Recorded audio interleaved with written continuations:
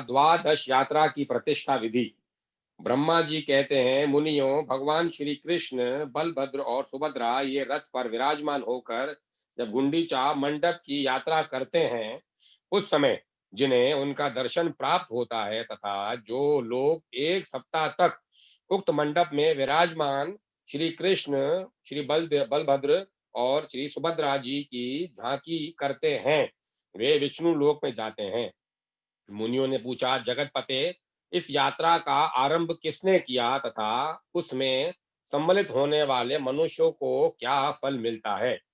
ब्रह्मा जी बोले, ब्राह्मणों, पूर्व काल में राजा इंद्रधुमन ने भगवान से प्रार्थना की कि मेरे सरोवर के तट पर एक सप्ताह के लिए आपकी यात्रा हो। श्री भगवान बोले, राजन, तुम्हारे सरोवर के तट पर 7 दिनों के लिए मेरी यात्रा होगी। वह यात्रा गुंडीचा यात्रा से विख्यात और समस्त अभिलक्षित फलों को देने वाली होगी।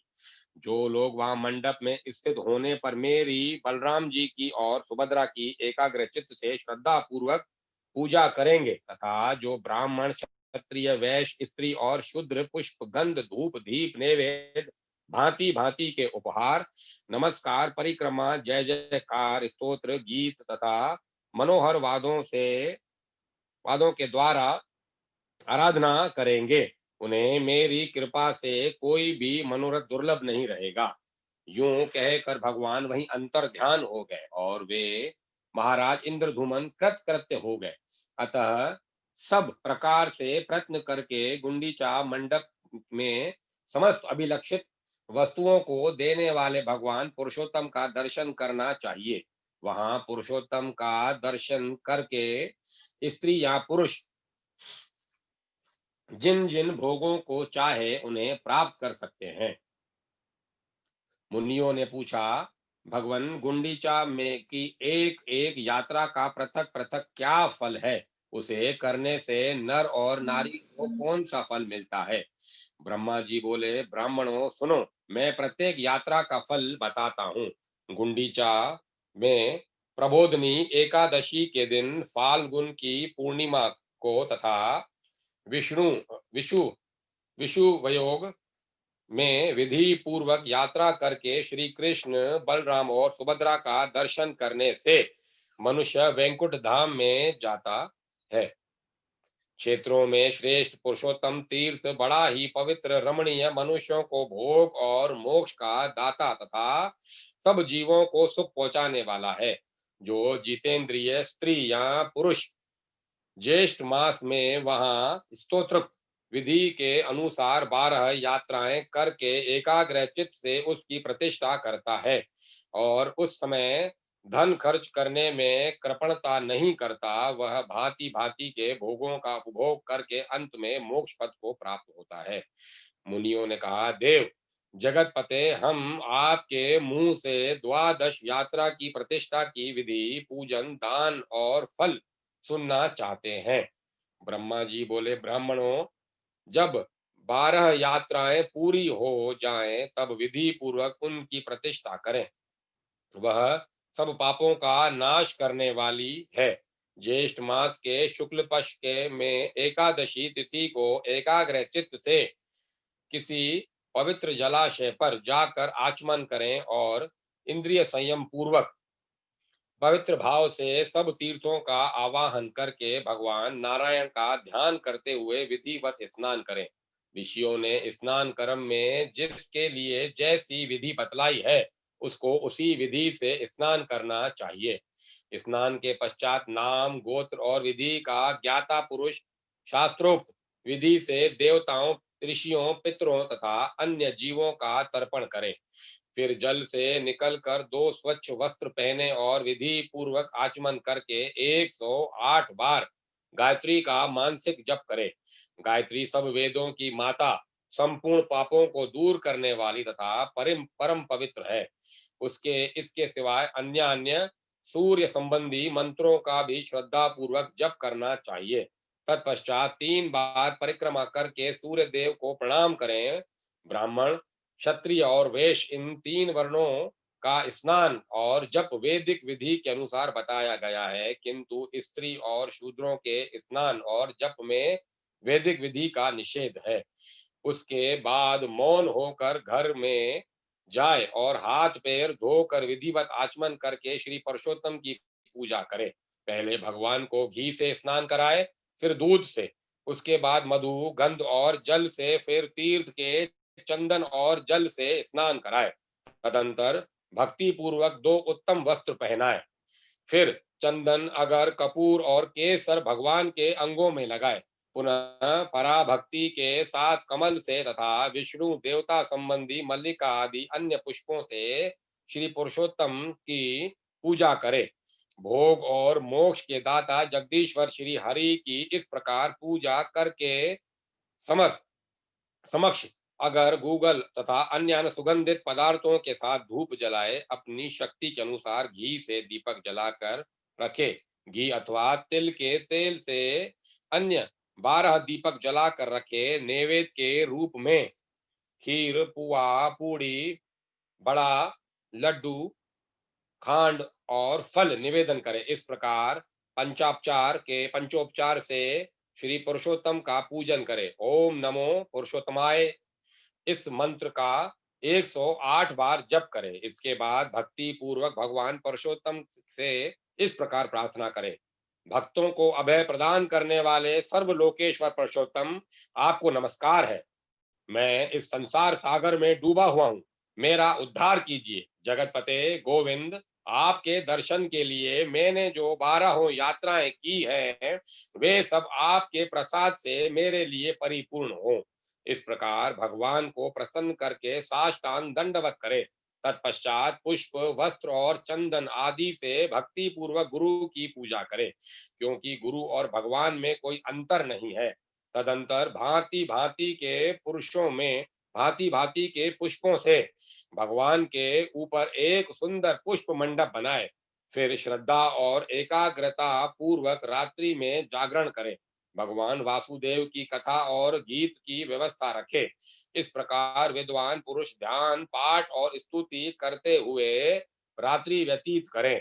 तत्पश्चात निर्मल प्रभात होने पर द्वादशी को 12 ब्राह्मणों को निमंत्रित करे। वे ब्राह्मण स्नातक, वेदों में पारंगत, इतिहास पुराणों के ज्ञाता, श्रोत्रिय और जितेंद्रिय होने चाहिए। इसके बाद स्वयं भी विधि पूर्वक स्नान करके धुला हुआ वस्त्र पहने और इंद्रिय संयम पूर्वक पहले भगवान को स्नान कराकर उनकी पूजा करे। भगवान की पूजा के बाद ब्राह्मणों की भी पूजा करे।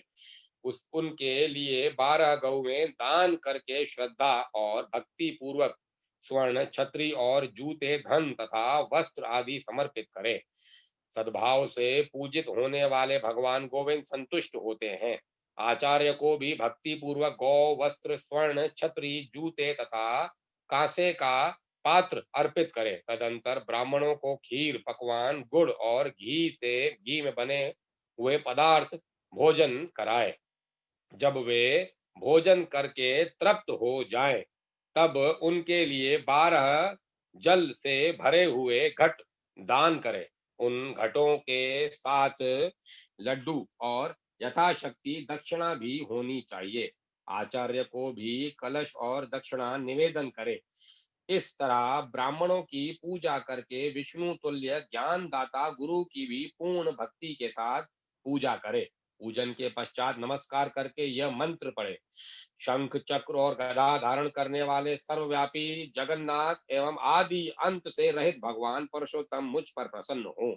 यूं कहकर ब्राह्मणों की 3 बार प्रदक्षिणा करे। इसके बाद मस्तक झुकाकर आचार्य को भक्ति पूर्वक प्रणाम करे। प्रणाम के पश्चात उन्हें विदा करे। फिर अन्य ब्राह्मणों को भी गांव की सीमा तक पहुंचा दे। अंत में सबको नमस्कार करके लौट आए। फिर स्वजनों, बंधु बांधवों, अन्य उपासकों, दीनों, भीख मंगों और अन्न चाहने वाले अन्य लोगों को भोजन कराकर फिर मौन होकर भोजन करे। ऐसा करके समस्त नर नारी 1000 अश्वमेघ तथा 100 राजस्यु यज्ञों का फल पाते हैं। और ऐसा करने वाला बुद्धिमान पुरुष सूर्य के समान तेजस्वी और इच्छा अनुसार चलने वाला है। विमान के द्वारा भगवान विष्णु के लोक में जाता है। तीर्थों के भेद: वामन का बलि से भूमि दान ग्रहण तथा गंगा जी का महेश्वर की जटा में गमन। ब्रह्मा जी कहते हैं, द्विजवरों, सब तीर्थों और क्षेत्रों में जो जप, होम, व्रत और तपस्या तथा दान के फल प्राप्त होते हैं, उनमें से कोई ऐसा नहीं दिखाई देता जो पुरुषोत्तम क्षेत्र में रहने के फल की समानता कर सके। अब बारंबार अधिक कहने की क्या आवश्यकता? वह पुरुषोत्तम क्षेत्र सबसे महान है। यह बात सत्य है, सत्य है, सत्य है। समुद्र के जल से घिरे हुए पुरुषोत्तम तीर्थ का एक बार भी दर्शन कर लेने पर तथा ब्रह्म विद्या का एक बार बोध हो जाने पर मनुष्य फिर गर्भ में नहीं आता। जहाँ भगवान विष्णु का संधान है, उस उत्तम पुरुषोत्तम क्षेत्र में 1 वर्ष अथवा 1 मास तक भगवान की उपासना करे। ऐसा करने वाले पुरुष ने जप, होम तथा भारी तपस्या की है। वह उस परम धाम में जाता है जहाँ साक्षात योगेश्वर श्री हरि विराजमान रहते हैं। मुनियों ने कहा, भगवान, हमें तीर्थों की महिमा का विस्तार पूर्वक श्रवण करने पर भी तृप्ति नहीं होती। आप पुनः किसी गोपनीय तीर्थ का वर्णन कीजिए। ब्रह्मा जी बोले, श्रेष्ठ ब्राह्मणों, पूर्व काल में देव ऋषि नारद ने मुझसे यही प्रश्न पूछा था। उस समय मैंने प्रयत्न पूर्वक जो कुछ उनसे कहा था वही तुम्हें भी बतलाता हूँ।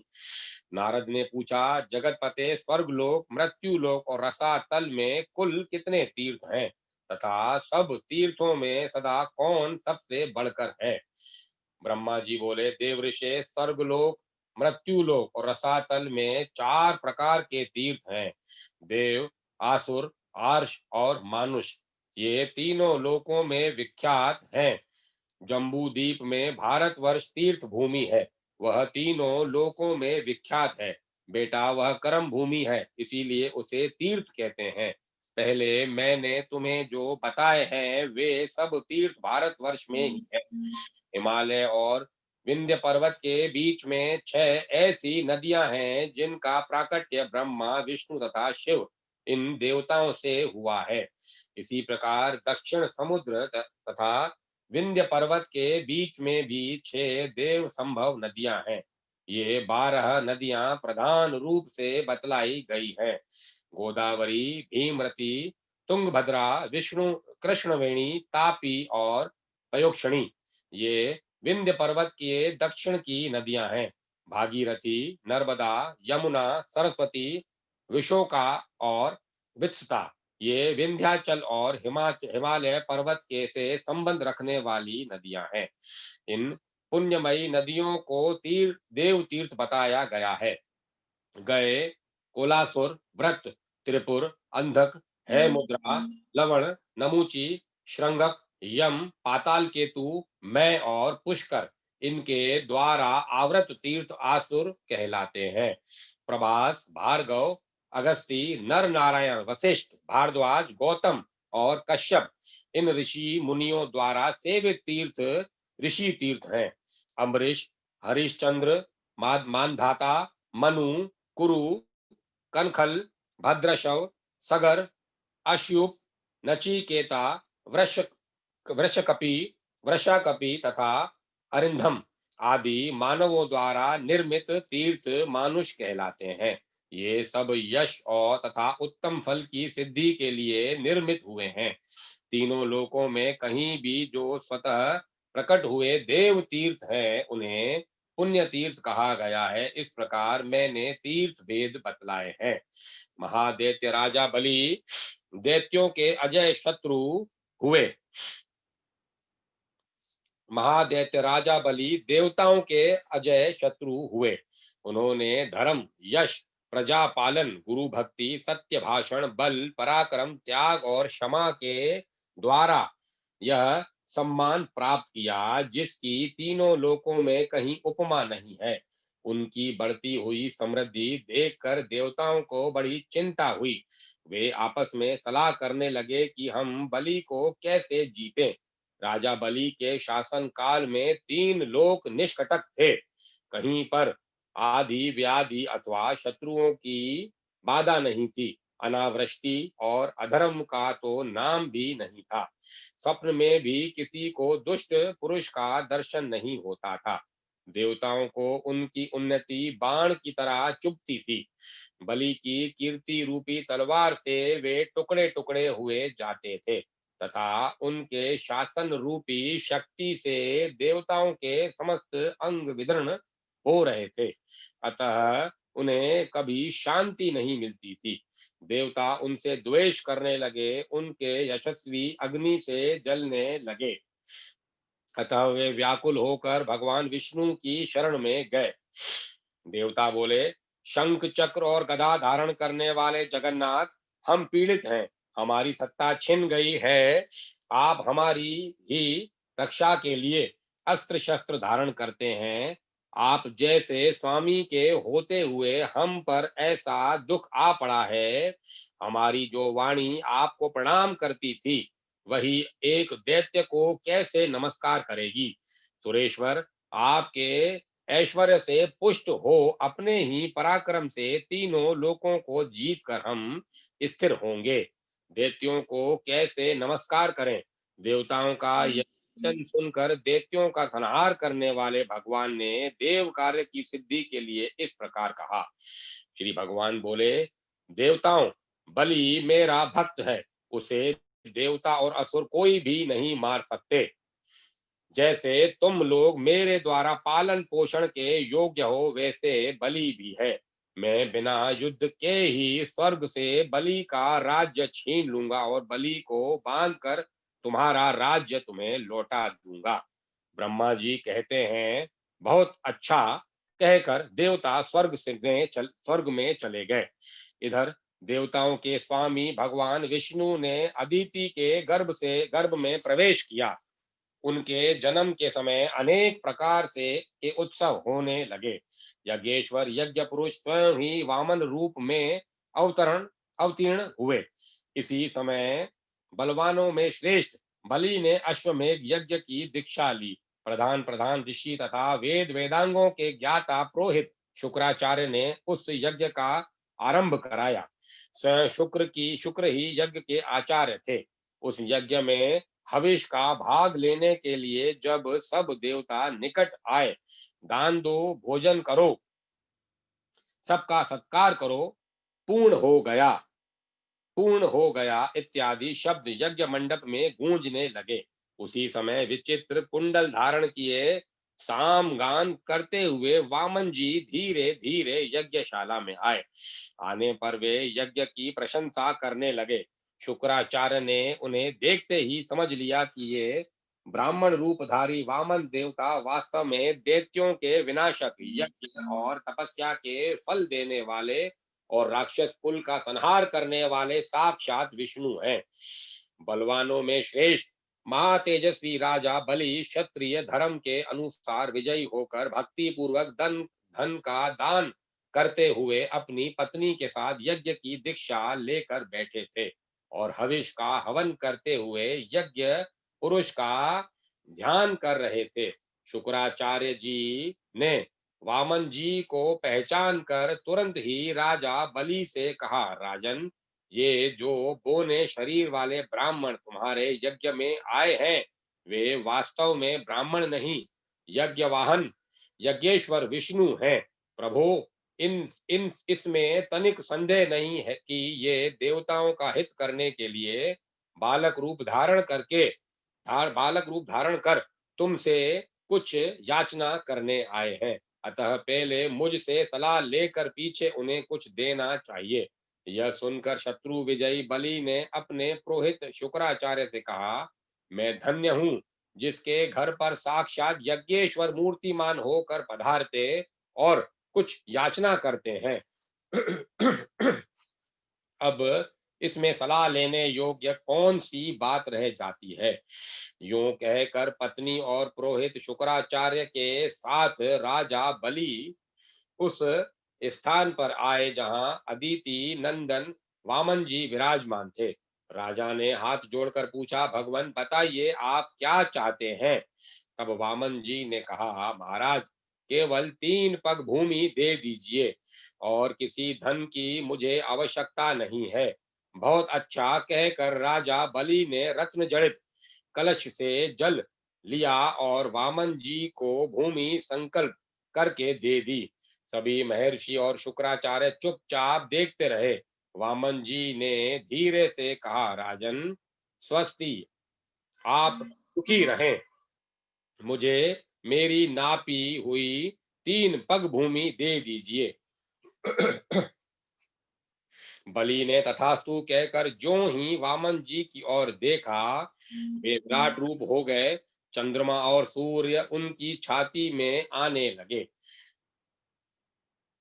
उनकी छाती चंद्रमा और सूर्य उनकी छाती के सामने आ गए। उन्हें इस रूप में देखकर स्त्री सहित दैत्यराज बलि ने विनय पूर्वक कहा, जगन में विष्णु आप अपनी शक्ति भर पैर बढ़ाइए। विष्णु बोले, दैत्यराज देखो मैं पैर बढ़ाता हूँ। बलि ने कहा, बढ़ाइए, अवश्य बढ़ाइए। तब भगवान ने पृथ्वी के नीचे स्थित कश्यप की पीठ पर पैर रखकर पहला पग बलि के यज्ञ में रखा, किंतु उनका दूसरा पग ब्रह्मलोक तक जा पहुंचा। उस समय उन्होंने बलि से कहा, दैत्यराज मेरा तीसरा पग रखने के लिए तो स्थान ही नहीं है, कहाँ रखूं, स्थान दो। यह सुनकर बलि ने हंसते हुए कहा, जगन में देवेश्वर आपने ही तो जगत की सृष्टि की है, मैं तो उसका सृष्टा नहीं हूँ। यदि यह छोटा या थोड़ा हो गया तो इसमें आपका ही दोष है। मैं क्या करूं केशव, फिर भी मैं कभी असत्य नहीं बोलता। अतः मेरे सत्य की रक्षा करते हुए आप अपना तीसरा पग मेरी पीठ की ही रखिए, मेरी पीठ पर ही रखिए। बलि का यह वचन सुनकर वेद रूप देव पूजित भगवान प्रसन्न होकर बोले, दैत्यराज मैं तुम्हारी भक्ति से बहुत प्रसन्न हूँ, तुम्हारा कल्याण हो, कोई वर मांगो। तब बलि ने जगत के स्वामी भगवान त्रिविक्रम से कहा, अब मैं आपसे याचना नहीं करूंगा। तब भगवान ने स्वयं ही प्रसन्न होकर उन्हें मनोवांछित वर दिया। वर्तमान समय में रसातल का राज्य, भविष्य में इंद्र पद, स्वतंत्रता तथा अविनाशी यश आदि प्रदान किए। इस प्रकार दैत्यराज बलि को यह सब कुछ देकर भगवान ने उन्हें पुत्र और पत्नी सहित रसातल में भेज दिया और इंद्र को देवताओं का राज्य अर्पित किया। इसी बीच में उनका जो दूसरा पग मेरे लोक में पहुंचा था, उसे देखकर मैंने सोचा यह मेरे जन्मदाता भगवान विष्णु का चरण है, जो सौभाग्यवश मेरे घर पर आ पहुंचा है। इसके लिए मैं क्या करूं जिससे मेरा कल्याण हो। मेरे पास जो यह श्रेष्ठ कमंडलू है, इसमें भगवान शंकर का दिया हुआ पवित्र जल है। यह जल उत्तम, वरदायक, शांतिकारक, शुभद, भोग और मोक्ष का दाता है। विषय विश्व के लिए अमृत रूप, मात्र रूप। यह जल उत्तम, वरदायक, शांतिकारक, शुभद, भोग और मोक्ष का दाता, विश्व के लिए मात्र रूप, अमृत में पवित्र औषध, पावन, पुण्य, जे जे ज्येष्ठ, श्रेष्ठ, गुणमय तथा स्मरण मात्र से लोगों को पवित्र करने वाला है। यह जल मैं अपने पिता को अर्घ्य रूप से अर्पित करूंगा। यह सोचकर मैंने वह जल भगवान के चरणों में अर्घ्य रूप से चढ़ा दिया। यह वह मंत्र युक्त अर्घ्य जल भगवान विष्णु के चरणों में गिरकर मेरु पर्वत पर पड़ा और चारों भागों में बंटकर पूर्व, दक्षिण, पश्चिम तथा उत्तर दिशा में पृथ्वी पर जा पहुंचा। दक्षिण में गिरे हुए जल को भगवान शंकर ने जटाओं में रख लिया। पश्चिम में जो जल गिरा वह फिर कमंडलू में ही चला आया। उत्तर में गिरे हुए जल को भगवान विष्णु ने ग्रहण किया और पूर्व में जो जल गिरा उसे देवताओं, पितरों और लोकपालों ने ग्रहण किया। अतः वह जल अत्यंत श्रेष्ठ कहा जाता है। भगवान विष्णु के चरणों से निकलकर दक्षिण दिशा में गया हुआ जल जो भगवान शंकर की जटाओं में स्थित हुआ, पूर्व पूर्व के समय शुभोदय करने वाला है। इसके प्रभाव का स्मरण करने से समस्त अभिलक्षित वस्तुओं की प्राप्ति होती है।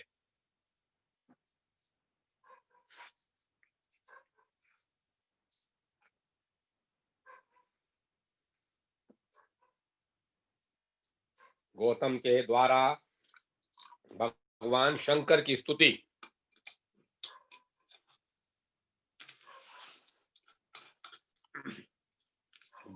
गौतम के द्वारा भगवान शंकर की स्तुति, शिव का गौतम को जटा सहित गंगा का अर्पण तथा गौतमी गंगा का महात्म्य।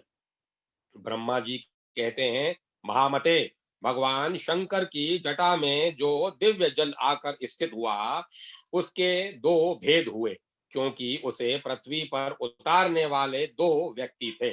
उस जल के एक भाग को तो व्रत, दान और समाधि में तत्पर रहने वाले गौतम नामक ब्राह्मण ने भगवान शिव की आराधना करके भूतल तक पहुंचाया, जो संपूर्ण लोक में विख्यात हुआ, तथा दूसरा भाग बलवान क्षत्रिय राजा भागीरथ ने इस पृथ्वी पर उतारा। इसके लिए उन्हें नियमों का पालन करते हुए तपस्या द्वारा भगवान शंकर की आराधना करनी पड़ी थी। इस प्रकार एक ही गंगा के दो स्वरूप हो गए। एक रसातल की एक समय की बात है, महर्षि गौतम कैलाश पर्वत पर गए और मौन भाव से कुशा बिछाकर उस पर बैठे। फिर पवित्र होकर इस स्तोत्र का गान करने लगे। गौतम बोले, भोग की अभिलाषा रखने वाले जीवों को मनोवांछित भोग प्रदान करने के लिए पार्वती सहित भगवान शंकर उत्तम गुणों से युक्त 8 विराट स्वरूप धारण करते हैं। इस प्रकार विद्वान पुरुष प्रतिदिन भगवान महादेव जी की स्तुति किया करते हैं। महेश्वर का जो पृथ्वी में शरीर है, वह अपने विषयों द्वारा सुख पहुंचाने, समस्त चराचर जगत का भरण पोषण करने, उसकी संपत्ति बढ़ाने तथा सबका अभ्युदय करने के लिए है। शांति में शरीर वाले भगवान शिव ने जगत की सृष्टि, पालन और संहार करने के लिए पृथ्वी के आधारभूत जल का स्वरूप धारण किया है। उनका वह लोक प्रतिष्ठित रूप सब लोगों को सुख पहुंचाने तथा धर्म की सिद्धि करने का भी हेतु है। महेश्वर, आपने समय की व्यवस्था करने, अमृत का स्तोत्र बहाने, जीवों की सृष्टि, पालन और संहार करने तथा प्रजा को मोह, सुख और उन्नति का अवसर देने के लिए सूर्य भगवान तथा अग्नि का शरीर धारण किया है। ईश, आपने जो वायु का रूप ग्रहण किया है, उसमें भी एक रहस्य है। सब लोग प्रतिदिन बड़े चले फिरें, शक्ति का उपार्जन करें, अक्षरों का उच्चारण कर सकें, जीवन कायम रहे और अनेक प्रकार के आमोद प्रमोद की सृष्टि हो। इसीलिए आपका वह रूप है। भगवान, इसमें तनिक भी संदेह नहीं है कि आपने अपने आप को आप ही ठीक ठीक जानते हैं। भेद, आकाश के बिना न कोई क्रिया हो सकती है, न धर्म हो सकता है, न अपने या पराय का बोध होगा, न दिशा, अंतरिक्ष, धूलोक, पृथ्वी तथा भोग और मोक्ष का ही अनंतर जान पड़ेगा मोक्ष का ही अंतर जान पड़ेगा।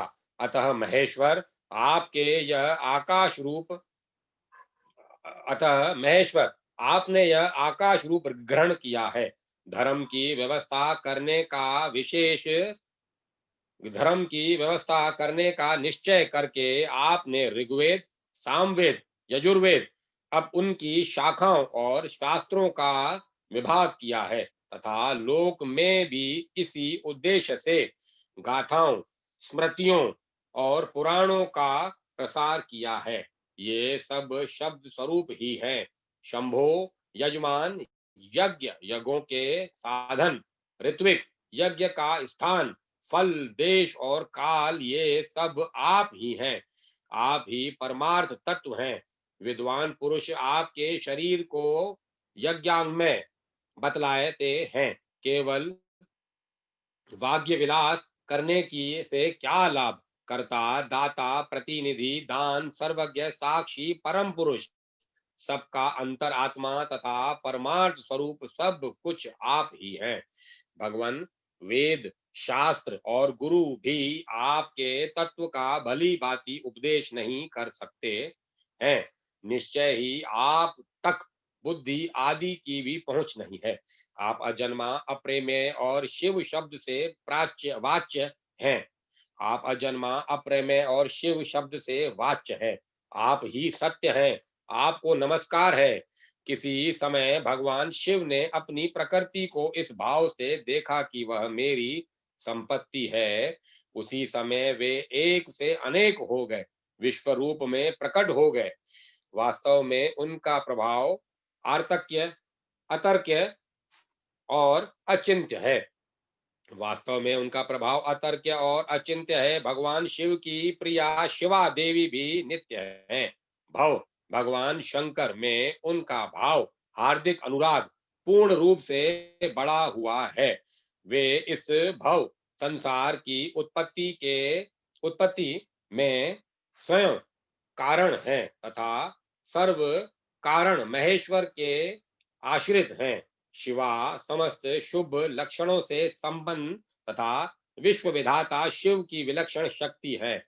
संसार की उत्पत्ति, स्थिति, अन्न की वृद्धि और तथा लय, ये सनातन भाव जहाँ होते रहते हैं, वह एकमात्र पार्वती देवी का ही स्वरूप है। वे भगवान शंकर की प्राण वल्लभा हैं। उनके लिए कुछ भी असाध्य नहीं है। समस्त जीव जिनके लिए अन्नदान देते और तपस्या करते हैं, वे जगत जननी माता पार्वती ही है। उनकी उत्तम कीर्ति बहुत बड़ी है। वे शिव की प्रियतमा है। इंद्र भी जिनकी कृपा दृष्टि चाहते हैं, जिनका नाम लेने से मंगल की प्राप्ति होती है, जो संपूर्ण विश्व में व्याप्त हो इसे निर्मल बनाती है, वे भगवती उमा ही है। उनका रूप सदा चंद्रमा के समान ही मनोरम है। जिनके प्रसाद से ब्रह्मा आदि चराचर जीवों की बुद्धि, नेत्र, चेतना और मन में सदा सुख की प्राप्ति होती है। वे जगत गुरु शिव की सुंदरी शक्ति शिवा वाणी की अधीश्वरी है। आज ब्रह्मा जी का भी मन मलिन हो रहा है, फिर अन्य जीवों की तो बात ही क्या है। यह सोचकर जगन माता उमा ने अनेक उपायों से संपूर्ण जगत को पवित्र करने के लिए गंगा का अवतार धारण किया है। श्रुतियों को देखकर तथा सब प्रमाणों से भगवान शंकर की प्रभुता पर विश्वास करके लोग जो धर्मों का अनुष्ठान करते और उनके फल स्वरूप जो उत्तम भोग भोगते हैं, वह यह भगवान सदाशिव की ही विभूति है। वैदिक अथवा लौकिक कार्य, क्रिया, कारक और साधनों का जो सबसे उत्तम एवं प्रिय साध्य है, वह अनादि कर्ता शिव की प्राप्ति ही है, जो सर्वश्रेष्ठ ब्रह्म पर प्रधान, सारभूत और उपासना के योग्य है। जिसका ध्यान तथा जिसकी प्राप्ति करके श्रेष्ठ योगी पुरुष मुक्त हो जाते, पुनः संसार में जन्म नहीं लेते, वे भगवान उमापति ही मोक्ष हैं। माता पार्वती, भगवान शंकर जगत का कल्याण करने के लिए जैसे जैसे अपार माया में रूप धारण करते हैं, वैसे तुम भी उनके योग्य रूप धारण करती हो। इस प्रकार तुम में पातिव्रत्य जागृत रहता है। गौतम जी के इस प्रकार स्तुति करने पर वृष भांगित ध्वजा वाले साक्षात भगवान शिव उनके वृषभांकित ध्वजा वाले साक्षात भगवान शिव उनके सामने प्रकट हुए और प्रसन्न होकर बोले, गौतम, तुम्हारी भक्ति, स्तुति तथा उत्तम व्रत से मैं बहुत संतुष्ट हूँ। मांगो, तुम्हें क्या दूं? जो वस्तु देवताओं के लिए भी दुर्लभ हो, वह भी तुम मांग सकते हो। गौतम ने कहा, जगदीश्वर, समस्त लोकों को पवित्र करने वाली इन पावन देवी को, जो आपकी जटा में स्थित है और आपको परम प्रिय है, ब्रह्मगिरी पर छोड़ दीजिए। यह समुद्र में मिलने तक सबके लिए तीर्थ रूप होकर उन इनके स्नान करने मात्र से मन, वाणी और शरीर द्वारा किए हुए ब्रह्म हत्या आदि समस्त पाप नष्ट हो जाएं। चंद्र ग्रहण, सूर्य ग्रहण, अयनारंभ, विषुव योग, संक्रांति तथा वेधृति योग आने पर अन्य पुण्य तीर्थों में स्नान करने से जो फल मिलता है, वह इनके स्मरण मात्र से ही प्राप्त हो जाए। ये समुद्र में पहुंचने तक जहां जहां जाए, वहां वहां आप अवश्य रहें।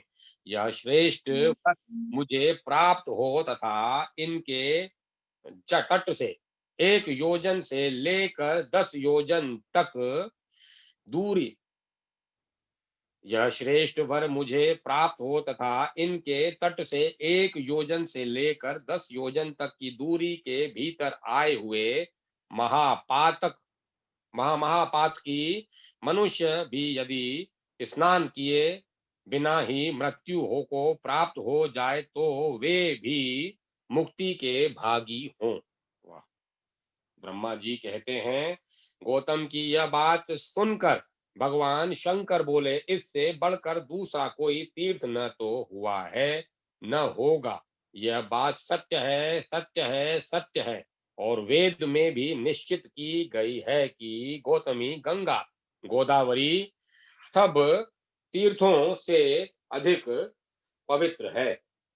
यूं कहकर वे अंतर ध्यान हो गए। लोक पूजित भगवान शिव के चले जाने पर गौतम ने उनकी आज्ञा से जटा सहित सरिताओं में श्रेष्ठ गंगा को साथ ले देवताओं से घिरकर ब्रह्मगिरी में प्रवेश किया। उस समय महाभाग महर्षि, ब्राह्मण तथा क्षत्रिय भी आनंद मग्न होकर जय जयकार करते हुए ब्रह्म ऋषि गौतम की प्रशंसा करने लगे। पवित्र और संयत चित्त वाले गौतम के जटा को ब्रह्मगिरी के शिखर पर रखा। पवित्र और संयत चित्त वाले गौतम ने जटा को ब्रह्मगिरी के शिखर पर रखा और भगवान शंकर का स्मरण करते हुए गंगा जी से हाथ जोड़कर कहा, 3 नेत्रों वाले भगवान शिव की जटा में से प्रकट हुई माता गंगा, तुम सब अभिष्टों को देने वाली और शांत हो, मेरा अपराध क्षमा करो और सुखपूर्वक यहाँ से प्रवाहित होकर जगत का कल्याण करो। देवी, मैंने तीनों लोकों का उपकार करने के लिए तुम्हारी याचना की है और भगवान शंकर ने भी इसी उद्देश्य की सिद्धि के लिए तुम्हें दिया है। अतः हमारा यह मनोरथ असफल नहीं होना चाहिए।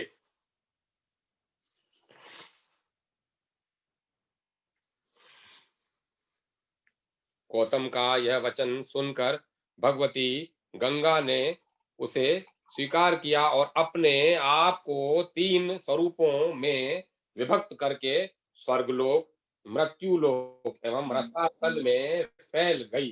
स्वर्गलोक में इस उनके 4 रूप हुए। मृत्युलोक में वे 7 धाराओं में बहने लगी और रसातल में भी उनकी 4 धाराएं हुई। इस प्रकार वे ही गंगा के 15 आकार हो गए। गंगा देवी सर्वत्र ही सर्वभूत स्वरूपा है, सब पापों का नाश करने वाली तथा संपूर्ण अभिष्ट वस्तु को देने वाली है। वेद में सदा उन्हीं के यश का गान किया जाता है। जिनकी बुद्धि अज्ञान से मोहित है।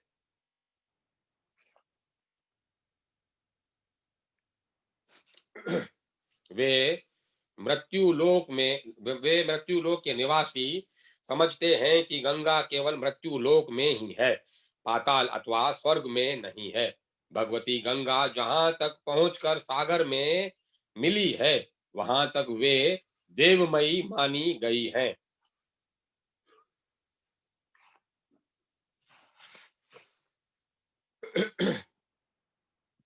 महर्षि गौतम के छोड़ने पर वे पूर्व समुद्र की ओर चली गई। उस समय देवर्षियों द्वारा सेवित कल्याणमयी जगन माता गंगा की मुनि श्रेष्ठ गौतम ने परिक्रमा की। इसके बाद उन्होंने देवेश्वर भगवान त्र्यंबक का पूजन किया। उनके स्मरण करते ही करुणा सिंधु भगवान शिव वहां प्रकट हो गए। पूजा करके महर्षि गौतम ने कहा, देव देव महेश्वर, आप संपूर्ण लोकों के हित के लिए मुझे इस तीर्थ में स्नान करने की विधि बताइए। भगवान शिव बोले, महर्षि गोदावरी में स्नान करने की संपूर्ण विधि सुनो। पहले नांदी मुख श्राद्ध करके शरीर की शुद्धि करें, फिर ब्राह्मणों को भोजन कराएं और उनसे स्नान करने की आज्ञा लें। तदंतर ब्रह्मचर्य का पालन करते हुए गोदावरी नदी में स्नान करने के लिए जाएं। उस समय पतित मनुष्यों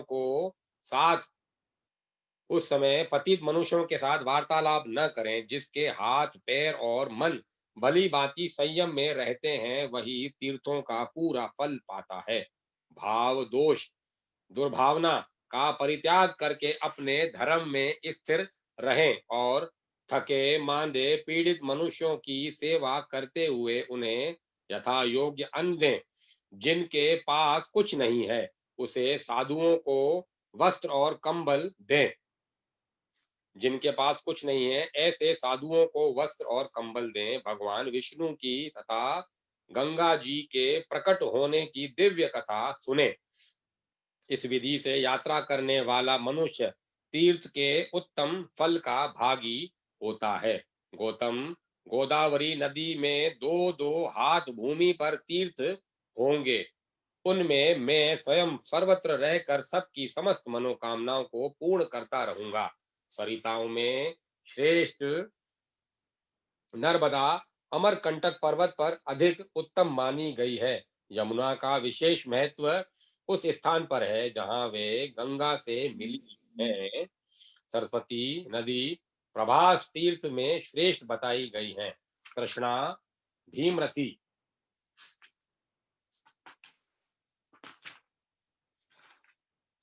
कृष्णा, भीमरथी और तुंगभद्रा, इन तीन नदियों का जहाँ समागम हुआ है, वह तीर्थ मनुष्यों को मुक्ति देने वाला है। इसी प्रकार प्रयोक्षणी नदी भी जहाँ तप्ती ताप्ती में मिली है, वह तीर्थ मोक्षदायक है। परंतु ये गौतमी गंगा मेरी आज्ञा से सर्वत्र सर्वदा और सब मनुष्यों को स्नान करने पर मोक्ष प्रदान करेगी।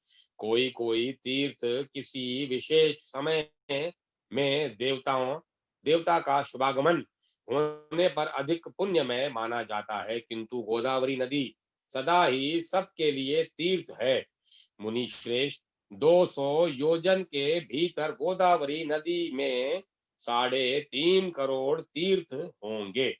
ये गंगा निम्नांकित नामों से प्रसिद्ध होगी: माहेश्वरी, गंगा, गौतमी, वैष्णवी, गोदावरी, नंदा, सुनंदा, कामदायिनी, ब्रह्म तेज समानीता तथा सर्व पाप प्रणाशिनी। गोदावरी मुझे सदा ही प्रिय है। ये स्मरण मात्र से पाप राशि का विनाश करने वाली है। पांचों भूतों में जल श्रेष्ठ है। जल में भी जो तीर्थ का जल है, वह सर्वश्रेष्ठ माना गया है। तीर्थ जल में भी जो भागीरथी गंगा श्रेष्ठ है, उनसे भी गौतमी गंगा उत्कृष्ट मानी गई है, क्योंकि वे भगवान शंकर की जटा के साथ लाई गई थी। अतः इनसे बढ़कर कल्याणकारी तीर्थ दूसरा कोई नहीं है। मुने, स्वर्ग, पृथ्वी और पाताल में भी गंगा सब मनोरथों को पूर्ण करने वाली है। ब्रह्मा जी कहते हैं, नारद, इस प्रकार साक्षात भगवान शंकर ने संतुष्ट होकर महात्मा गौतम को गोदावरी का जो महात्म्य बतलाया था, वही मैंने तुमको सुनाया है। भागीरथी गंगा के अवतरण की कथा। नारद जी ने कहा, सुरश्रेष्ठ, एक ही गंगा के अपने दो भेद आपने दो भेद बताए हैं। एक तो वह है जो गौतम नामक ब्राह्मण के द्वारा लाया गया, और दूसरा अंश भगवान शंकर की जटा में ही रह गया, जिसे क्षत्रिय राजा भागीरथ ले आए। अतः उसी का प्रसंग मुझे सुनाइए। ब्रह्मा जी बोले, देवर्षे, विवस्वत मनु के वंश में राजा इक्ष्वाकु के कुल में सगर नाम के एक अत्यंत धार्मिक राजा हो गए हैं। वे यज्ञ करते, दान देते और सदा धार्मिक आचार विचार से रहते थे। उनके दो पत्नियां थी। वे दोनों ही पति भक्ति परायणा थी, किंतु उनमें से किसी को भी संतान न हुई। इसीलिए राजा के मन में बड़ी चिंता थी। एक दिन उन्होंने महर्षि वशिष्ठ को अपने घर बुलाया और विधि पूर्वक उनकी पूजा करके पूछा, किस उपाय से मुझे संतान होगी। उनकी यह बात सुनकर महर्षि वशिष्ठ ने कुछ काल तक ध्यान किया। उसके बाद राजा से कहा, राजन, तुम पत्नी से सदा ऋषि महर्षियों का सेवन करते रहो। यूं कहकर महर्षि वशिष्ठ अपने आश्रम को चले गए। एक समय की बात है, मैं राज ऋषि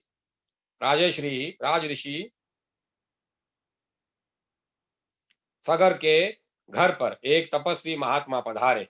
राजा ने उन महर्षि का पूजन किया। इससे संतुष्ट होकर वे बोले, महाभाग, वर मांगो। यह सुनकर राजा ने पुत्र होने के लिए प्रार्थना की। मुनि बोले, तुम्हारी एक पत्नी के गर्भ से एक ही पुत्र होगा, किंतु वह वंशधर होगा, और दूसरी स्त्री के गर्भ से 60,000 पुत्र उत्पन्न होंगे। वरदान लेकर जब वरदान देकर जब मुनि चले गए, तब उनके कथनानुसार यथा समय राजा के हजारों पुत्र हुए। राजा सगर ने उत्तम दक्षिणा से युक्त बहुतेरे अश्वमेघ यज्ञ किए। फिर एक अश्वमेघ यज्ञ के लिए उन्होंने विधि पूर्वक दीक्षा ग्रहण की और अश्व की रक्षा के लिए सेना सहित अपने पुत्रों को नियुक्त किया। अश्व पृथ्वी पर भ्रमण करने लगा। इसी बीच में कहीं अवसर पाकर इंद्र ने उस अश्व को हर लिया और रक्षकों को सौंप दिया। राजकुमार घोड़े को इधर उधर ढूंढने लगे, परंतु कहीं भी वह उन्हें दिखाई न दिया। तब उन्होंने देवलोक में जाकर ढूंढा, पर्वतों और सरोवरों में खोजा, और कितने ही जंगल छान डाले, मगर कहीं भी उसका पता न लगा। इसी समय आकाशवाणी हुई, सगर पुत्रों, तुम्हारा घोड़ा रसातल में बंधा है और कहीं नहीं है। यह सुनकर वे रसातल में जाने के लिए जब सब ओर से पृथ्वी को खोदने लगे, क्षुधा से पीड़ित होने पर वे सूखी मिट्टी खाते और दिन रात भूमि खोदते रहते। इस प्रकार वे शीघ्र ही रसातल में जा पहुंचे।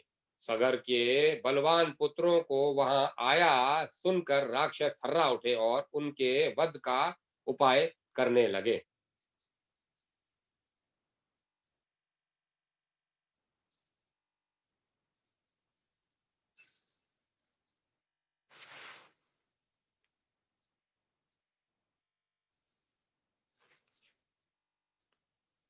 और उनके वध का उपाय करने लगे। वे बिना युद्ध किए ही भयभीत हो उस स्थान पर आए जहां महामुनि कपिल सो रहे थे। कपिल जी का क्रोध बड़ा प्रचंड था। राक्षसों ने वह घोड़ा ले जाकर तुरंत कपिल जी के सिरहाने की ओर बांध दिया और स्वयं चुपचाप दूर खड़े होकर देखने लगे कि अब क्या होगा। इतने में ही सगर के पुत्र रसातल में घुसकर देखते हैं कि घोड़ा बंधा है और पास ही कोई पुरुष सो रहा है। उन्होंने कपिल जी को ही अश्व चुरा कर यज्ञ में विघ्न डालने वाला माना और यह निश्चय किया कि इस महापापी को मारकर हम लोग अपना अश्व महाराज के निकट ले चलें। कोई बोले अपना पूछ पशु बंधा है, इसे ही खोल कर ले चलो, इस सोए हुए पुरुष को मारने से क्या लाभ। यह सुनकर दूसरे बोल उठे, हम शूरवीर राजा हैं, शासक हैं, इस पापी को उठाए और क्षत्रियोचित तेज से उसका वध कर डालें। फिर क्या था, वे मुनि को कटु वचन सुनाते हुए लातों से मारने लगे। इससे मुनि श्रेष्ठ कपिल को बड़ा क्रोध हुआ। उन्होंने सगर पुत्रों की और रोषपूर्ण दृष्टि से देखा और भस्म कर डाला।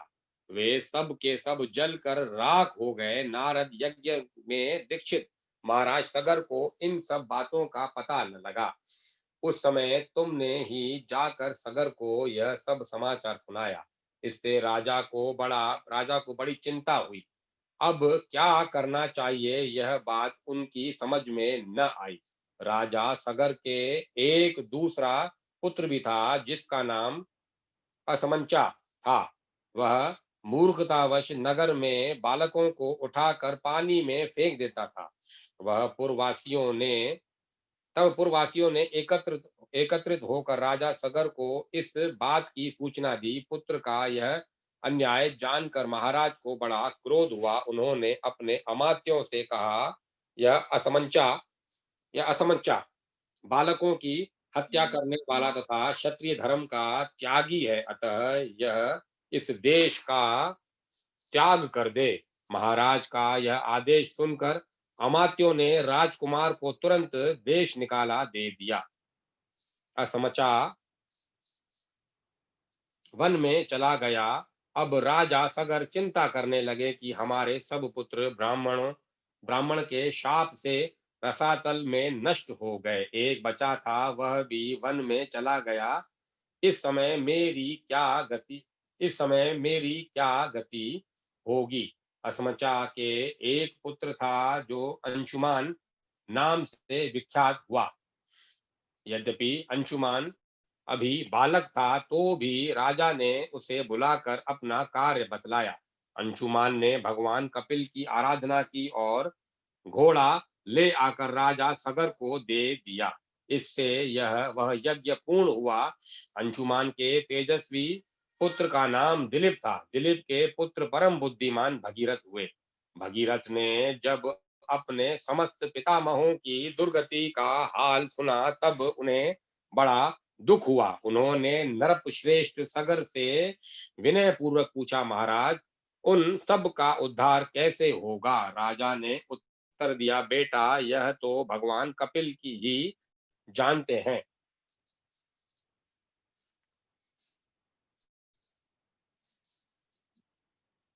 यह सुनकर बालक भगीरथ रसातल में गए और कपिल को नमस्कार करके अपना सब मनोरथ उन्हें कह सुनाया। कपिल मुनि बहुत देर तक ध्यान करके बोले, राजन तुम तपस्या द्वारा भगवान शंकर की आराधना करो और उनकी जटा में स्थित गंगा के जल से अपने पितरों की भस्म को अपलावित करो। इससे तुम तो कृतार्थ होगे ही, तुम्हारे भीतर भी कृतकृत्य हो जाएंगे। यह सुनकर भागीरथ ने कहा, बहुत अच्छा, मैं ऐसा ही करूंगा। मुनि श्रेष्ठ बताइए, मैं कहाँ जाऊं और कौन सा कार्य करूं। कपिल जी बोले, नर श्रेष्ठ कैलाश पर्वत पर जाकर महादेव जी की स्तुति करो और अपनी शक्ति के अनुसार तपस्या करते रहो। इससे तुम्हारा अभिष्ट भी सिद्ध होगा।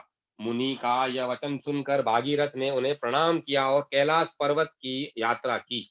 वहां पहुंचकर पवित्र हो बालक भागीरथ ने तपस्या का निश्चय किया और भगवान शंकर को संबोधित करके इस प्रकार कहा, प्रभो मैं बालक हूँ, मेरी बुद्धि भी बालक की ही है और आप भी अपने मस्तक पर बाल चंद्रमा को धारण करते हैं।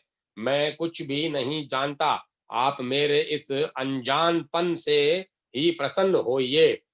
अमरेश्वर जो लोग वाणी से, मन से और क्रिया से कभी मेरा उपकार करते हैं तथा हित साधन में संलग्न रहते हैं, उनका कल्याण करने के लिए मैं उमा सहित आपको प्रणाम करता हूँ।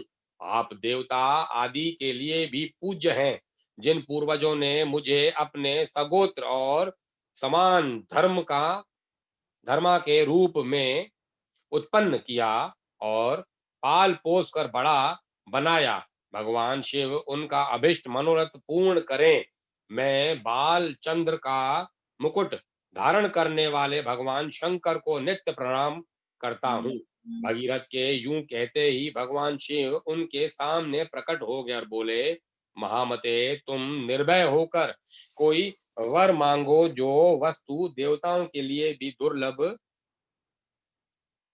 जो वस्तु देवताओं के लिए भी सुलभ नहीं है, वह भी मैं तुम्हें निश्चय ही दे दूंगा। यह आश्वासन पाकर भगीरथ ने महादेव जी को प्रणाम किया और प्रसन्न होकर कहा, देवेश्वर, आपकी जटा में जो सरिताओं में श्रेष्ठ गंगा जी विराजमान है, उन्हें ही मेरे पितरों का उद्धार करने के लिए दे दीजिए। इससे मुझे सब कुछ मिल जाएगा। अब महेश्वर ने हंसकर कहा, बेटा, मैंने तुम्हें गंगा दे दी, अब तुम उनकी स्तुति करो। महादेव जी का वचन सुनकर भागीरथ ने गंगा जी की प्राप्ति के लिए भारी तपस्या की और मन को संयम में रखकर भक्ति पूर्वक गंगा का सत्वन किया। बालक होने पर भी भागीरथ ने अब बालकोचित पुरुषार्थ करके गंगा जी की भी कृपा प्राप्त की। महादेव जी से प्राप्त हुई गंगा जी को पाकर उन्होंने उनकी परिक्रमा की और हाथ जोड़कर कहा, देवी, महामुनि कपिल के श्राप से मेरे पितृ दुर्गति में पड़े हुए हैं, माता आप उनका उद्धार करें। देव नदी गंगा सबका उपकार करने वाली है, वे स्मरण मात्र से सब पापों का नाश कर देती है। उन्होंने भागीरथ की प्रार्थना सुनकर तथास्तु कहा और लोगों का उपकार एवं पितरों का उद्धार करने के लिए भागीरथ के कथनानुसार सब कार्य किया। राजा सगर के दो जो पुत्र भस्म होकर रसातल में पड़े थे, उन्हें अपने जल से अपलावित करके गंगा जी ने उनके खोदे हुए गड्ढे को भर दिया। महामुने, इस प्रकार तुम्हें क्षत्रिया गंगा का वृतांत सुनाया। ये महेश्वरी, वैष्णवी, ब्राह्मी, पावनी, भागीरथी, देव नदी तथा हिमगिरी शिखराश्रय हिमगिरी शिखराश्रय हिमालय की चोटी पर रहने वाली आदि नामों से पुकारी जाती है। इस प्रकार महादेव जी की जटा में स्थित गंगा का जल दो सब स्वरूपों में विभक्त हुआ। विंध्यगिरी के दक्षिण भाग में जो गंगा है, उन्हें गौतमी, गोदावरी कहते हैं और विंध्यगिरी के उत्तर भाग में स्थित गंगा भागीरथी कहलाती है। वराह तीर्थ, कुशाव्रत, नील गंगा और कपोत तीर्थ की महिमा, कपोत और कपोती के अद्भुत त्याग का वर्णन। नारद जी ने कहा, भगवान, आपके मुख से कथा सुनते सुनते मेरे मन को तृप्ति नहीं होती। पहले गौतम ब्राह्मण के द्वारा लाई हुई गंगा का वर्णन कीजिए। उनके पृथक पृथक तीर्थों के फल, पुण्य तथा इतिहास पर भी क्रमशः प्रकाश डालिए।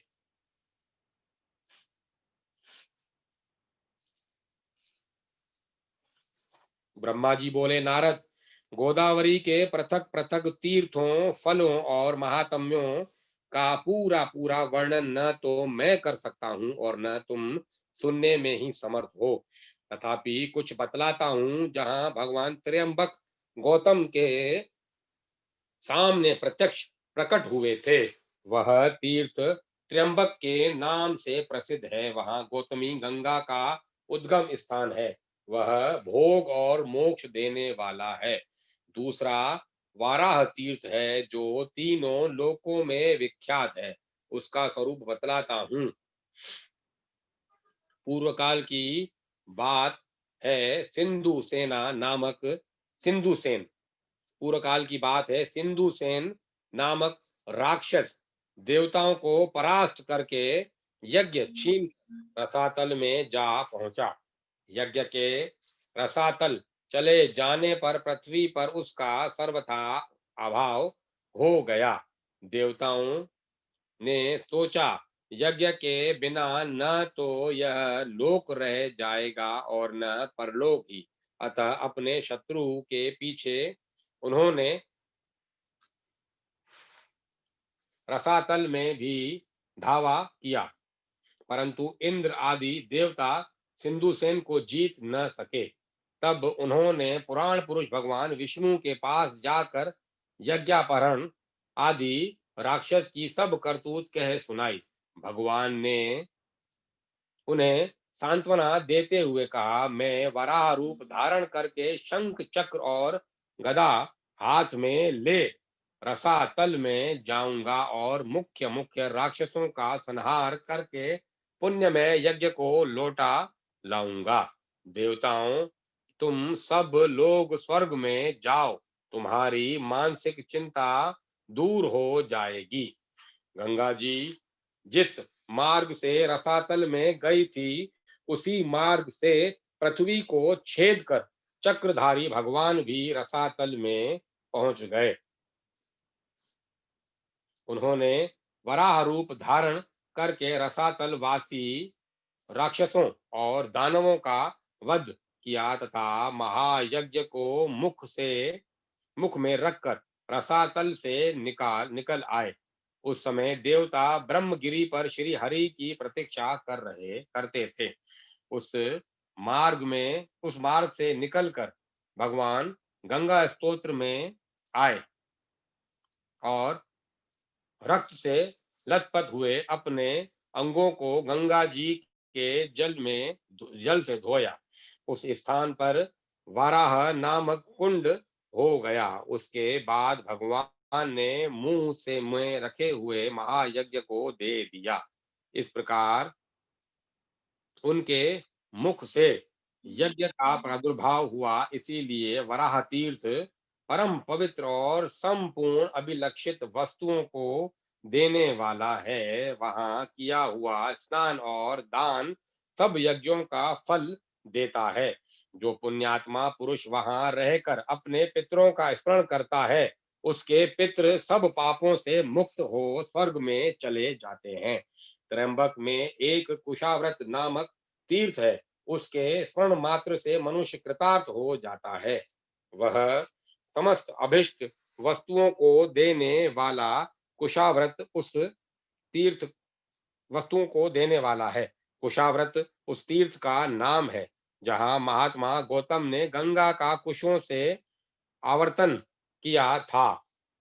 वे वहां गंगा को कुश से लौटा कर ले आए थे। कुशाव्रत में किया हुआ स्नान और दान पितरों को तृप्ति देने वाला है। जहाँ नदियों में श्रेष्ठ गंगा नील पर्वत से निकली और वहां वे नील गंगा के नाम से विख्यात हैं। मनुष्य शुद्ध चित्त होकर नील गंगा में स्नान आदि जो कुछ भी शुभ कर्म करता है, वह सब अक्षय जानना चाहिए। उससे पितरों को बड़ी तृप्ति होती है। गोदावरी में परम उत्तम कपोत तीर्थ भी है, जिसकी तीनों लोकों में प्रसिद्धि है। मुने, मैं उस तीर्थ का स्वरूप और महान फल बतलाता हूँ। सुनो, ब्रह्मगिरी पर एक बड़ा भयंकर व्याध रहता था। वह ब्राह्मणों, साधुओं, यतियों, गौओं, पक्षियों तथा मृगों की हत्या कर दिया करता था। वह पापात्मा बड़ा ही क्रोधी और असत्यवादी था। उसके हाथ में सदा पाक्ष और धनुष मौजूद रहते थे। उस महापापी व्याध ने मन में सदा पाप के ही संकल्प उठते उस महापापी व्याध के मन में सदा पाप के ही संकल्प उठते थे। उसकी स्त्री और पुत्र भी उसी स्वभाव के थे। एक दिन अपनी पत्नी की प्रेरणा से वह घने जंगल में घुस गया। वहां उस पापी ने अनेक प्रकार के मुर्गों और पक्षियों का वध किया, कितनों को जीवित ही पकड़कर पिंजरे में डाल दिया। इस प्रकार बहुत दूर तक घूम फिर कर वह अपने घर की ओर लौटा। तीसरे प्रहर का समय था। चैत्र और वैशाख बीत चुके थे। एक ही क्षण में बिजली कौंधने लगी और आकाश में मेघों की घटा छा गई। हवा चली और पानी के साथ पत्थरों की पत्थरों की वर्षा होने लगी। मूसलाधार वर्षा होने के कारण बड़ी भयंकर अवस्था हो गई। व्याध राह चलते चलते थक गया था। जल की अधिकता के कारण मार्ग का ज्ञान नहीं हो पाता था। जल, थल और गड्ढे की पहचान असंभव हो गई थी। उस समय वह पापी सोचने लगा, कहाँ जाऊं, कहाँ ठहरूं, क्या करूं। मैं यमराज की भांति सब प्राणियों के प्राण लिए करता हूं। आज मेरा ही प्राणांत कर देने वाली पत्थरों की वृष्टि हो रही है। आसपास कोई ऐसी विशाल आसपास कोई ऐसी शिला अथवा वृक्ष नहीं दिखाई देता जहां मेरी रक्षा हो सके। इस प्रकार भांति भांति की चिंता में पड़े हुए व्याध ने थोड़ी ही दूर पर एक उत्तम वृक्ष देखा, जो शाखाओं और पल्लवों से सुशोभित हो रहा था। वह उसी की छाया में आकर बैठ गया। उसके सब वस्त्र भीग गए थे। वह इस चिंता में पड़ा था कि मेरे स्त्री बच्चे जीवित होंगे या नहीं। इसी समय सूर्यास्त भी हो गया। उसी वृक्ष पर एक कबूतर अपनी स्त्री और पुत्र पौत्रों के साथ रहता था। वह वहां सुख से निर्भय होकर पूर्ण तृप्त और प्रसन्न था। वह वृक्ष पर रहते हुए उसके कई वर्ष बीत चुके थे। उसकी स्त्री कबूतरी बड़ी पतिव्रता थी। वह अपने पति के साथ उस वृक्ष के खोखले में रहा करती थी। वहां हवा और पानी से पूरा बचाव था। वह दिन देवश कपोत और कपोती दोनों ही चारा चुगने के लिए गए थे। तू केवल कपोत ही लौट कर उस वृक्ष पर आया। भाग्यवश कपोती भी वहीं व्याध के पिंजरे में पड़ी थी। व्याध ने उसे पकड़ लिया था, परंतु अभी तक उसके प्राण नहीं गए थे। कपोत अपनी संतानों को मात्रहीन देखकर चिंतित हुआ। भयानक वर्षा हो रही थी। सूर्य डूब चुका था, फिर भी वह वृक्ष का खोखला कपोती से खाली रह गया। यह विचार विचार कर कपोत विलाप करने लगा। उसे इस बात का पता नहीं था कि कपोती यहीं पिंजरे में बंधी पड़ी है। कपोत ने अपनी प्रिया के गुणों का वर्णन आरंभ किया। हाय मेरे हर्ष को बढ़ाने वाली कल्याणमयी कपोती, न जाने क्यों अभी तक नहीं आई। वही मेरे धर्म की जननी वही मेरे धर्म की जननी है। उसके सहयोग से ही मैं धर्म का संपादन कर पाता हूँ। मेरे इस शरीर की स्वामिनी भी वही है। धर्म, अर्थ, काम और मोक्ष की सिद्धि में वही सर्वदा मेरी सहायता करती है। मुझे प्रसन्न देख कर वह हंसती है और खिन्न जानकर मेरे दुखों का निवारण करती है। उचित समय देने में वह उचित सलाह देने में वह मेरी सखी है और सदा मेरी आज्ञा के भी पालन में संलग्न रहती है। सूर्य अस्त हो गया तो भी वह कल्याणी अभी तक नहीं आई। वह पति के सिवा दूसरा कोई व्रत, मंत्र, देवता, धर्म अथवा अर्थ नहीं जानती। वह पतिव्रता है। पति में ही उसके प्राण बसते हैं। पति ही उसका मंत्र और पति ही उसका प्रियतम है। मेरी कल्याणमयी भार्या अभी तक नहीं आई, क्या करूं, कहाँ जाऊं। मेरा यह घर उसके बिना आज जंगल जंगल सा दिखाई देता है। उसके उसके रहने पर भयंकर स्थान भी शोभायमान और सुंदर दिखाई देता है। जिसके रहने पर यह घर वास्तव में घर कहलाता है, वह मेरी प्रिय भार्या अब तक नहीं आई। मैं उसके बिना जीवित नहीं रह सकूंगा। अपने प्रिय शरीर को भी त्याग दूंगा, किंतु ये बच्चे क्या करेंगे। ओह, आज मेरा धर्म लुप्त हो गया है। इस प्रकार विलाप करते हुए स्वामी के वचन सुनकर पिंजरे में पड़ी हुई कपोती बोली, खगश्रेष्ठ, मैं यहाँ पिंजरे में बंधी हुई बेबस हो गई हूँ। महामते, यह व्याध मुझे जाल में फंसा कर ले आया है। आज मैं धन्य हूँ और अनुग्रहित हूँ, क्योंकि पति देव मेरे गुणों का बखान करते हैं। मुझ में जो गुण हैं और जो नहीं हैं, उन सब का मेरे पति देव गान कर रहे हैं। इससे मैं निस्संदेह कृतार्थ हो गई। पति के संतुष्ट होने पर स्त्रियों पर संपूर्ण देवता संतुष्ट हो जाते हैं। इसके विपरीत यदि पति असंतुष्ट हो तो स्त्री का अवश्य नाश हो जाता है। प्राणनाथ, मेरी तुम्हें मेरे देव प्राणनाथ, तुम ही मेरे देवता, तुम ही प्रभु, तुम ही सहृदय, तुम ही शरण, तुम ही व्रत, तुम ही स्वर्ग, तुम ही पर ब्रह्म और तुम ही मोक्ष हो। आर्य, मेरे लिए चिंता न करो, अपनी बुद्धि को धर्म में स्थिर करो। तुम्हारी कृपा से मैंने बहुतेरे भोग भोग लिए हैं। अपनी प्रिया कपोती का यह वचन सुनकर कपोत उस वृक्ष से उतर आया और पिंजरे में पड़ी हुई कपोती के पास गया। वहां पहुंचकर उसने देखा मेरी प्रिया जीवित है और व्याध मृतक की भांति निश्चेष्ट हो रहा है। तब उसने उसे बंधन से छुड़ाने का विचार किया। कपोती ने रोकते हुए कहा, महाभाग, संसार का संबंध स्थिर रहने वाला नहीं है। ऐसा जानकर मुझे बंधन से मुक्त न करो। इसमें मुझे व्याध का अपराध नहीं जान पड़ता। तुम अपनी धर्ममयी बुद्धि को दृढ़ करो। ब्राह्मणों के अग्नि हैं। सब वर्णों का गुरु ब्राह्मण है। स्त्रियों का गुरु उसका पति है और सब लोगों का गुरु अभ्यागत है।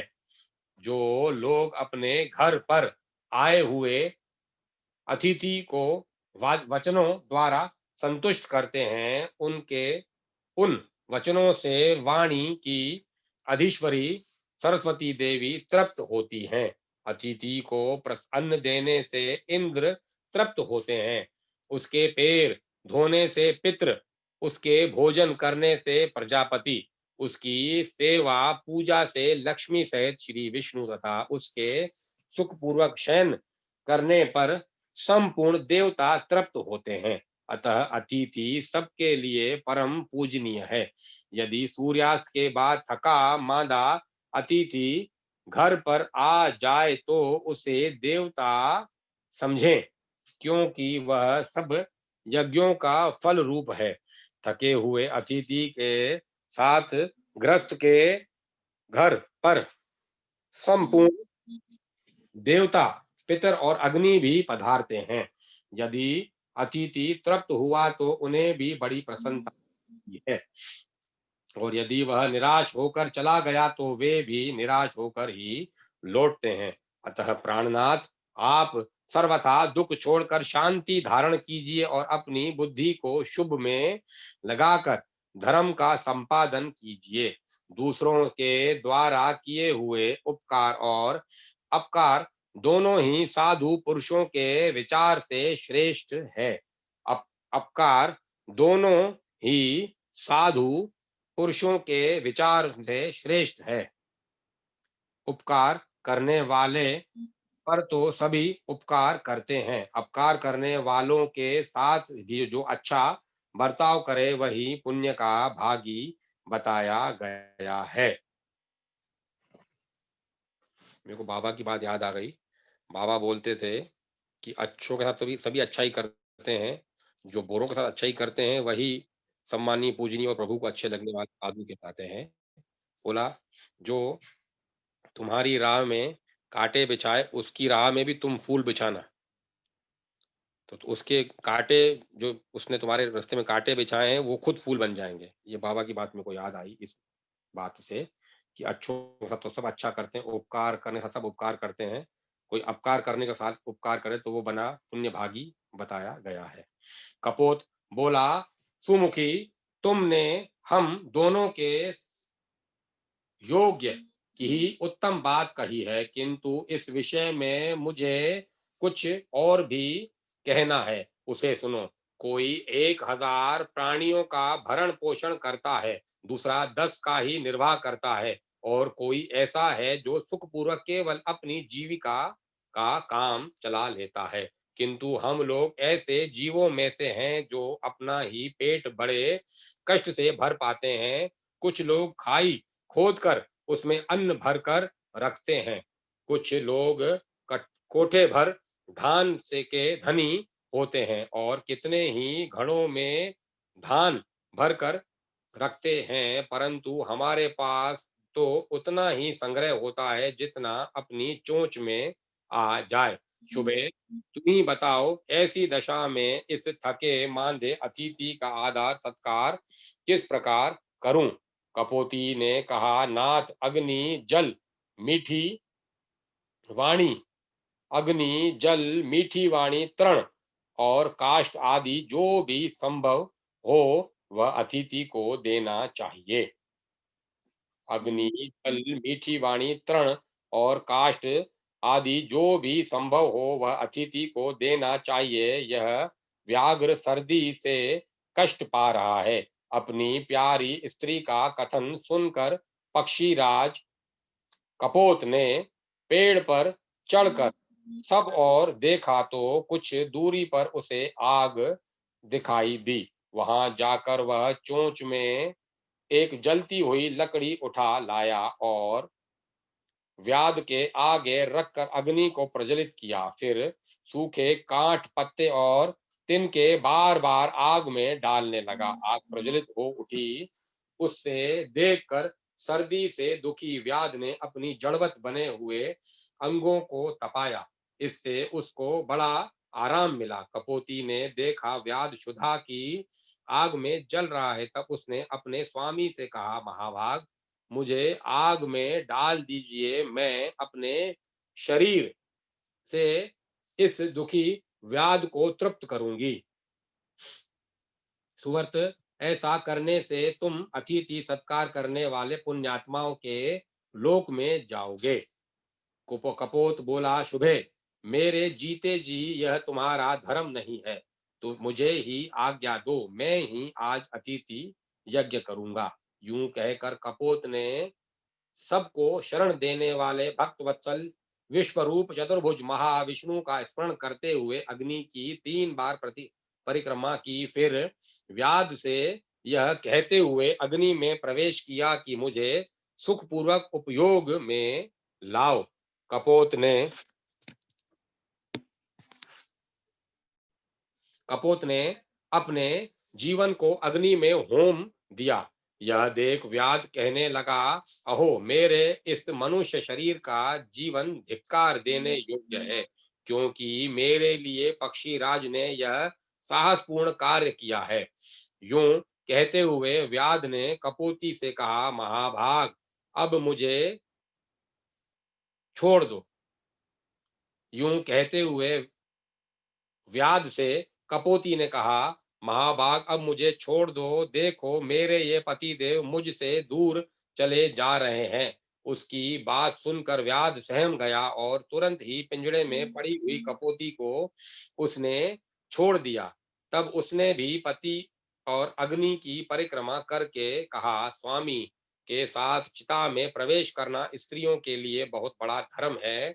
वेद में इस मार्ग का विधान है और लोक में भी सब ने उसकी प्रशंसा की है। जैसे सांप पकड़ने वाला मनुष्य सांप को बिल से बलपूर्वक निकाल लेता है, उसी प्रकार पति का अनुगमन करने वाली नारी पति के साथ ही स्वर्गलोक में जाती है। यूं कहकर कपोती ने पृथ्वी, देवता, गंगा तथा वनस्पति वनस्पतियों को नमस्कार किया और अपने बच्चों को सांत्वना देकर व्याध से कहा, महाभाग, तुम्हारी ही कृपा से मेरे लिए ऐसा शुभ अवसर प्राप्त हुआ है। मैं पति के साथ स्वर्गलोक में जाती हूँ। यूं कहकर वह पतिव्रता कपोती आग में प्रवेश कर गई। उसी समय आकाश में जय जयकार की ध्वनि गूंज उठी। तत्काल ही सूर्य के समान तेजस्वी अत्यंत सुंदर विमान उतर आया।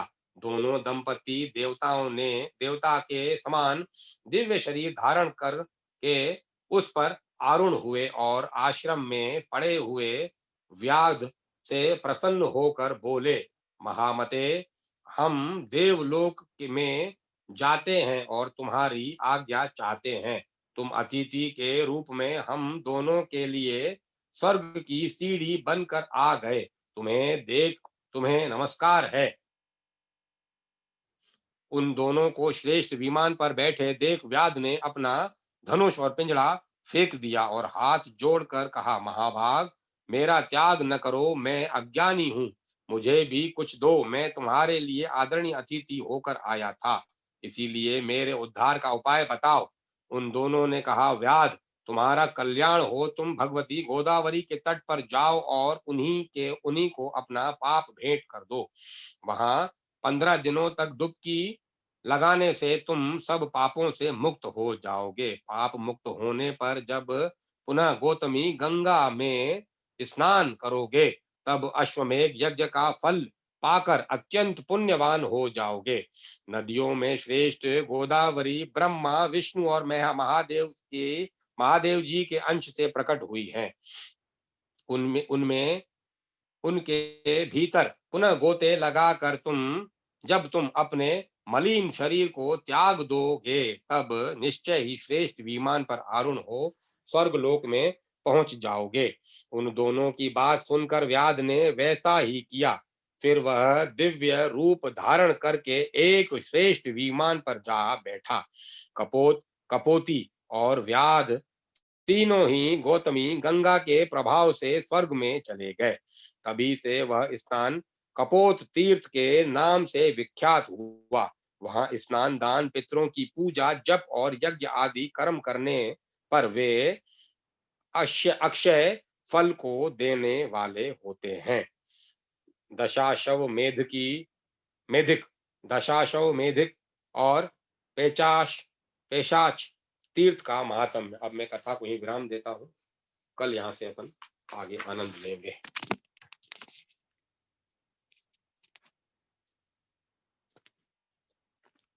अब कथा का आनंद सबने लिया, अब उनको भजनों का आनंद करवाओ।